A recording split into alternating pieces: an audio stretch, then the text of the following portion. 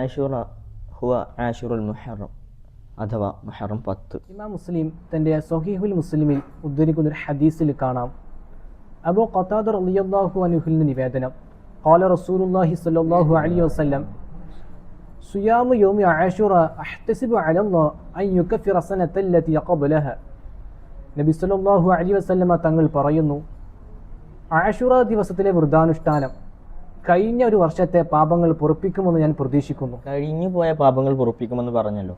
ഇതുകൊണ്ടുള്ള ഉദ്ദേശം അൽ മുകഫറു സഗായിറുല്ലതി ലാ തതഅല്ലഖു ബിഹഖിൽ ആദമി ഇതിൽ കബായിറു ലാ യുകഫിറുഹ ഇല്ല തൗബത്തു സ്വഹീഹ വഹുഖൂഖുൽ ആദമി മുതവഖിഫത്തുൻ അലാ റിളാഹ് ഫഇൻ ലം തകുൽ ലഹു സഗായിറു സീദ ഫി ഹസനാതി. മനുഷ്യനുമായി ബന്ധമില്ലാത്ത ചെറിയ പാപങ്ങളെയാണ് ഇവ മായ്ച്ചു കളയുന്നത്. കാരണം വലിയ പാപങ്ങൾ പൊറുക്കപ്പെടാൻ ശരിയായ തൗബ തന്നെ അനിവാര്യമാണ്. എന്നാൽ മനുഷ്യരുമായി ബന്ധപ്പെട്ട അവകാശങ്ങളാകട്ടെ അവരുടെ തൃപ്തിയെ ആശ്രയിച്ചാണ് ഇരിക്കുന്നത്. ഇനി ഒരാൾക്ക് ചെറിയ പാപങ്ങളൊന്നും തന്നെ ഇല്ലെങ്കിൽ അവൻ്റെ നന്മകളുടെ തോത് വർദ്ധിപ്പിക്കപ്പെടും. ഇമാം ബൈഹഖി റളിയല്ലാഹു അൻഹു തൻ്റെ ശുഅബുൽ ഈമാനിൽ ഉദ്ധരിക്കുന്ന ഒരു ഹദീസിൽ കാണാം, മൻ വസ്സ അലാ ഇയാലിഹി വ അഹ്ലിഹി യൗമ ആഷൂറ വസ്സ അല്ലാഹു അലൈഹി സായിറ സനതിഹി.